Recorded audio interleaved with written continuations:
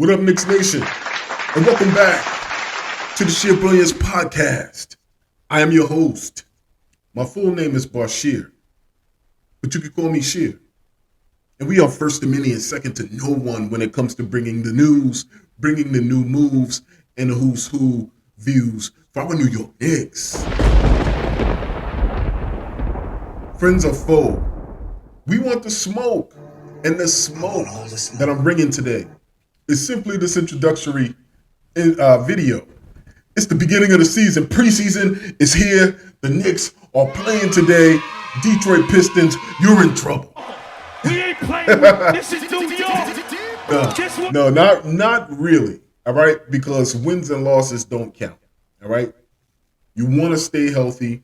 You want to see what you have, and ultimately, that's what I'm looking forward to. Starting with this game this evening, okay? But I wanted to create this quick video, first and foremost, to thank all of you in the SB community for rocking with me, for helping me build this thing up, and for helping put our voice on the map in terms of this Knicks Nation movement. It is a movement. We have taken back our narrative. We are not letting the media dictate the essence of who we are and our future projections for this team. We're doing it ourselves. So you should be applauded, and I applaud you for rocking with me, okay? But what I wanted to do is create this video introducing myself. Many of you have been following me. You've been hearing my takes. You've been adding your voice. I appreciate that. I've been trying to respond to all of the comments, but I wanted to take this opportunity in this video to just introduce myself, let you know a little bit about me and my background, and man, just to talk about what you can expect with the channel this upcoming season, okay? So first and foremost, once again, I said my name is Shir. You can call me Shir for short. My channel is called Shir Brilliance, all right? I know I take a hit on it because I don't have the word Knicks in the channel, but I figure, listen, it's not really about all of that. I absolutely would love to get the views, but it's about the love of my team, my squad. Come on. And finally seeing us build it it's going to be so sweet. It's going to be so sweet when we're able to build this thing up to a championship. And we can say we were there from ground level, below ground level, with this squad, ups and downs, to see it done the right way and to get this championship. All right? So that's what I built this channel for. That's what I started this podcast for as well. But my background is really simple. I am a higher education administrator, which means I've worked at colleges and universities for about 22 years. All right, that is my shtick. As an administrator, as an instructor, that's what I love to do. When did I first become a Knicks fan? Man, so I want to say me as myself, as an individual, 1993 is when I really began getting invested in the team. But as many of us have found to be true, I started getting interested in basketball watching my dad, all right? And my dad was a huge Patrick Ewing fan when he was at Georgetown. Beast from the East, John Thompson, all right? Seeing how my dad responded to Patrick Ewing dominating college basketball was crazy, all right? Everybody, you look to your dad, you want to kind of be like your dad, you want to mock what he's doing or emulate what he's doing. To me, I was enthralled with how he responded to Patrick Ewing while he was at Georgetown. And then Patrick Ewing got drafted by the New York Knicks, all right? And ultimately, the earlier signs, I wasn't really learning or following the game, but I knew that had to be my team because I knew Patrick Ewing. Only basketball player that I knew was Patrick Ewing, okay? Then we fast forward to 1993, and then I'm playing basketball, I'm around my friends, and everybody's like, who's your team, who's your squad? Naturally, I already have my squad, so I began to pay attention, and it was good timing because 1993 really kicked off a good 15-year run with Patrick Ewing making the playoffs for like 15 straight years, all right? We had a great run, great high-level basketball. It's so crazy that sometimes you don't appreciate what you have in the moment when you have it. And then when you look back on it and reflect on it, you see, man, what such a great run it was, or great times it was. when people who are new Knicks fans, when they think about New York Knicks basketball and what the reputation was, they think that we were rough and tough. We were clotheslining people. We bully people. All of that is true, okay? But there was a high level IQ to our basketball teams. When we had players like Charles Oakley, you had a player like Charles Oakley. He wasn't the most athletic. He didn't jump high. His jump shot wasn't pure, but it was consistent. At his height, he would seem like an undersized power forward in this league, but he was averaging 10 to 12 rebounds. Like that, that's crazy. He was averaging a double-double alongside Patrick Ewing. All right. Player like Anthony Mason, one of the very first point forwards in league, handling the ball. He is Julius Randle's dream type of game. Okay. Although in terms of ball handling, Julius obviously is more skilled, etc. But that team played hard every night. It was very rare that you would find, if we lose, nobody ever questioned how hard we played. They always just questioned the level of talent we have. We just didn't have enough talent around Patrick to put us over the top. Enough skilled players to put us over the top. That team functioned solely on heart. And I fell in love with that because I wasn't a high-level basketball player. I didn't play college ball, didn't play high school ball. But I was on those courts. And I was Oakley style. So you caught a couple of these clotheslines. I did try to play within the rules. I wasn't just one of those musclehead beef brutes that be on the court who don't know the game, who ain't trying to play the game. I really put my heart and soul in it because I follow our New York Knicks. And Charles Oakley at that time was one of my favorite players. Patrick Ewing was my favorite player. So that's what sparked my love and interest in the team.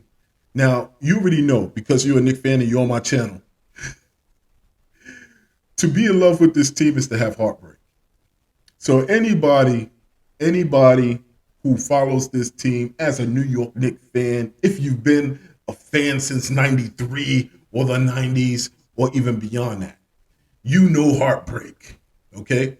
You tell your lady or who you with, you let them know, like, listen, I know heartbreak, so I know how to love you, okay? Because I love these New York Knicks.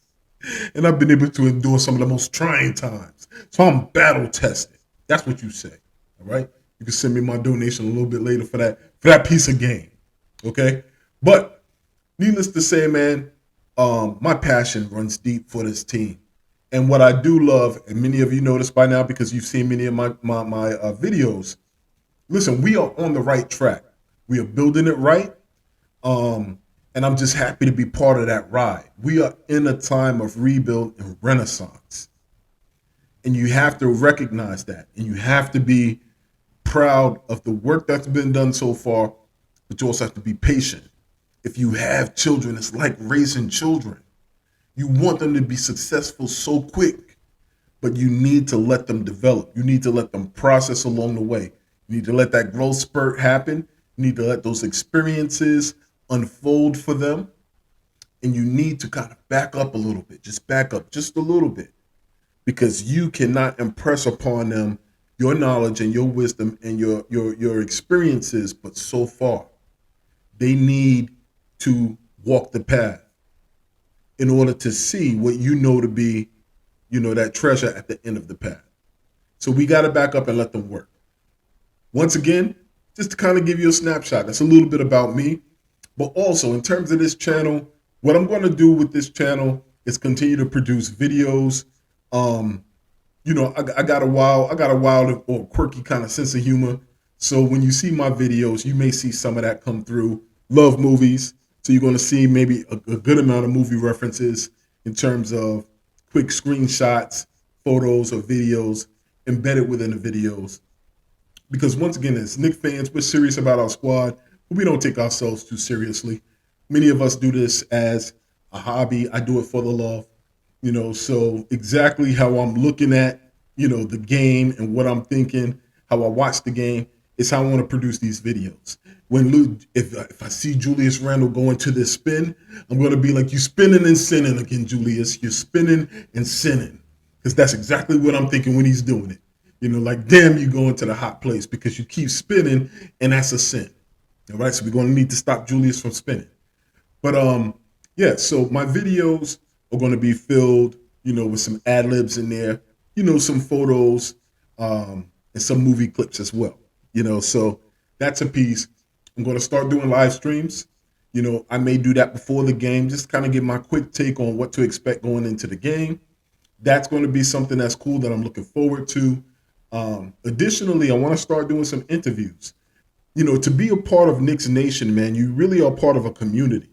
And that's why I love, and I say, my SB community, my Shir Brilliance community, because, man, we have deep conversations about our Knicks. We have arguments, just like brothers and friends, about players on the team or a particular take on our team. So that's why I keep coming back. That's why I keep making videos. That's why I love the SB community, because we don't always agree with each other. But we're here and we have the same goal, hopefully, in mind, and that's to see our team be victorious. So in doing so, you really develop relationships with other content creators, with other fans. So I would love to hop on and collaborate, and you're going to see more of that on the video as well. Where I begin to collaborate with other content creators. We do good work. We share our takes, and man, we just have a great time. I was able to do that a little bit earlier this month, or maybe about a month and a half ago, with ClutchballTV. Great channel. Please go check Clutch out. Noah does great work. I call him Clutch because he's clutch. His video takes me on point. Sometimes we are, depending on the player, we may go back and forth, or the coach. I know we have opposing views on Tibbs. I'm a Tibbs fan until he is not here anymore, okay?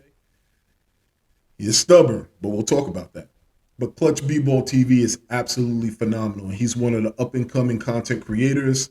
So you'll see some collaborations, some interviews that way as well. But more importantly, throughout the season, just try to figure out creative ways, cool ways to engage with each other as Knicks fans. We've been one of the greatest supports for each other in terms of just navigating what we ultimately have found to be the biased media and their takes.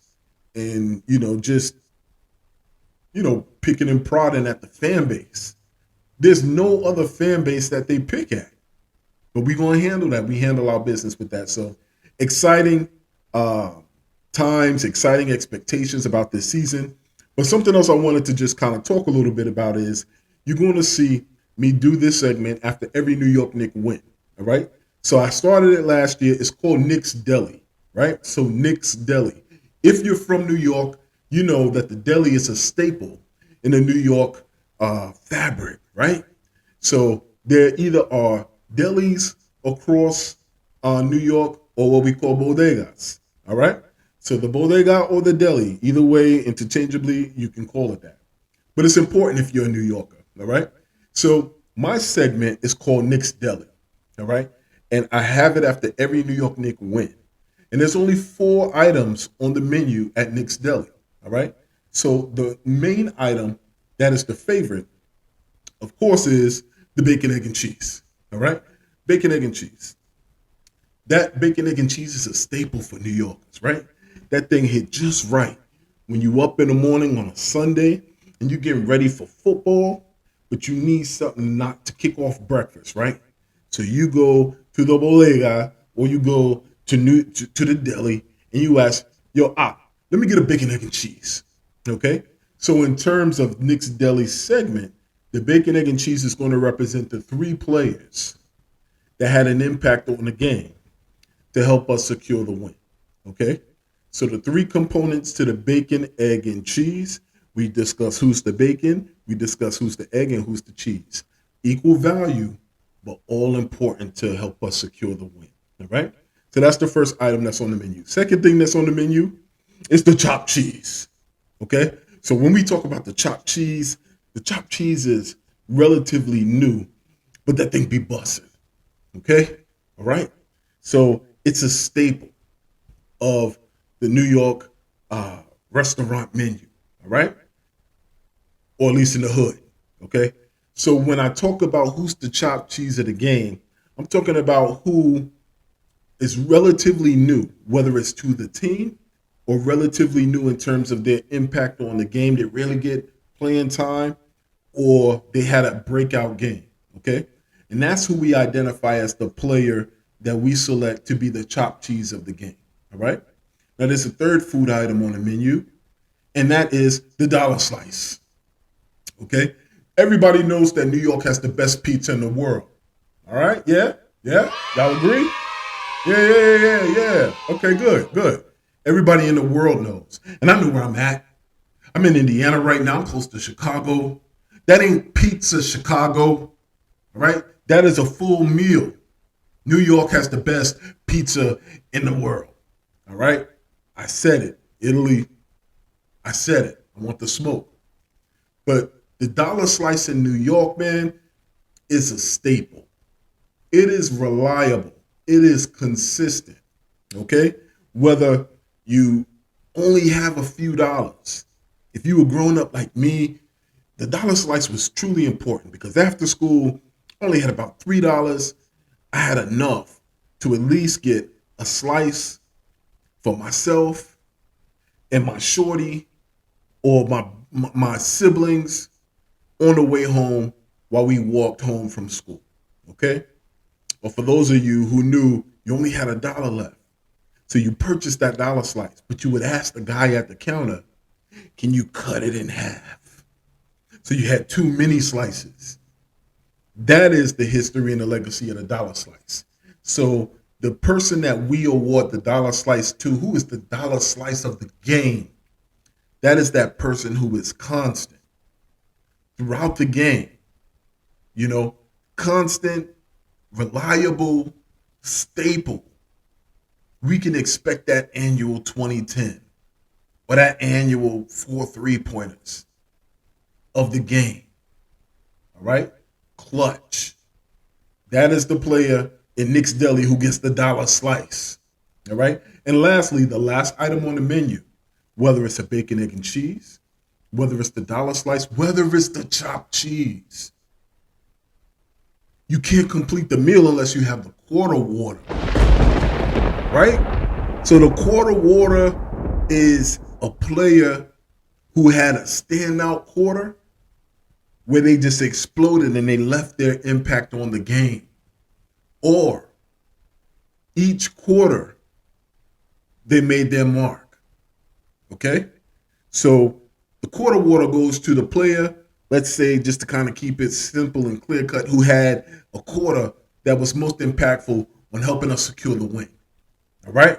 So there you have it. Knicks Deli, after every win, I'll come on and we're going to discuss who's the bacon, egg, and cheese of the game, who is the chopped cheese of the game, who is the dollar slice, and who is the quarter water. All right? So we have fun with it. We had a lot of fun with it last year to talk about Knicks Deli. I am the owner of Knicks Deli, and we just expect to have a blast this season. So tonight, we have the Detroit basketball Pistons coming through. Pistons ops, stand up. Where you at? Because when Jay Ivey was on the clock and ultimately he went to Detroit, y'all was all up in my comment section, dancing in the video, singing, inviting me to death row.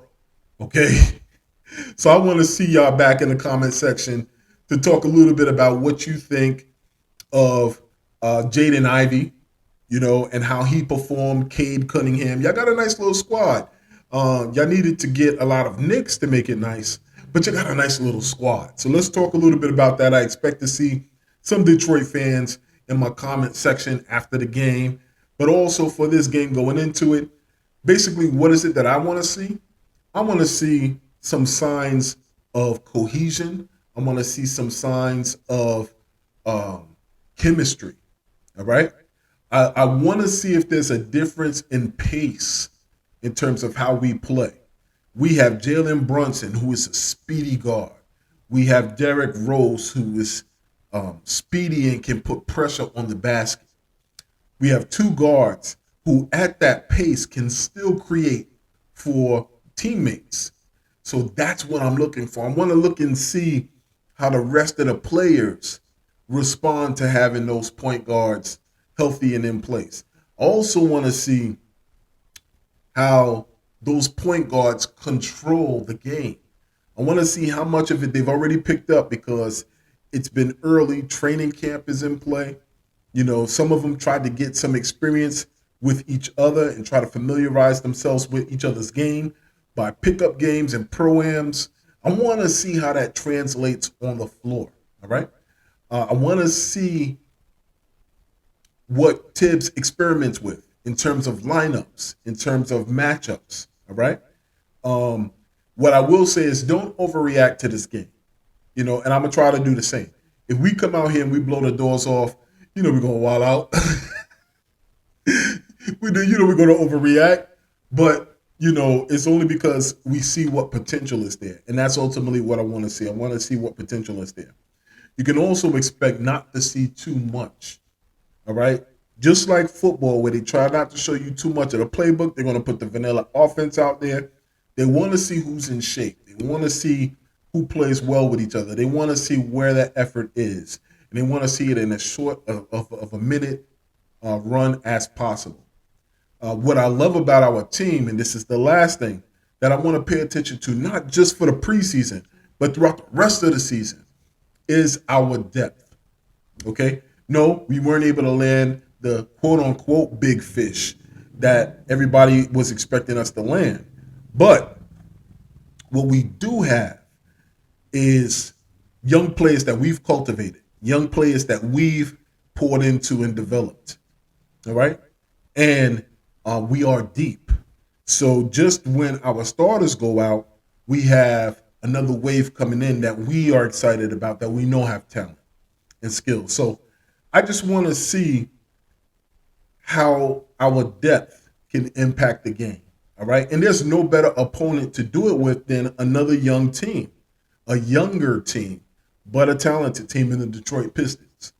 So this is where we are. This is where we are. SB community, I absolutely rock with you. I appreciate you. We are building this thing out. I'm going to be going live pretty soon as the season starts. I am scheduled to attend, goodness willing, God willing, the Indiana Pacers game. So Indiana Pacers versus New York Knicks, not in New York, but here in Indiana. So I'm going to be at that game, supporting our squad, but absolutely look forward to having a great season. I expect us to have a winning season. I've already said that. I'm on record. Check my videos. I've already expected and predicted that we're going to have more than 45, at least 45 wins this season. Okay? I just think that we're ripe for it. All right? So, what say you? Leave your comments in the comment box. Please do me a favor, like and subscribe to this video if you haven't already done so. It helps build up the algorithm. And talk to me. Talk to me. What do you want to see? Do you want to see me go live? Will you hop on? Will we chat it up? Tell me what you want to see, what your expectations are. But also, do me a favor, before you sign out of this video, put your prediction for wins in the comment section. Let me see what you're predicting. Let's put it on record, okay? So we could come back and we can revisit whether or not you were spot on, close, or man, are we going to be consoling each other and leaning on what type of draft pick we're going to have at the end of the season? Hopefully not. That's not my expectation or my desire or my wish. But what say you? Keep in mind, same thing applies to life as applies to our team. If there is no struggle, there is no progress. Understand, we are here now, preseason, and we got next Shir Brilliance Podcast. I'm out.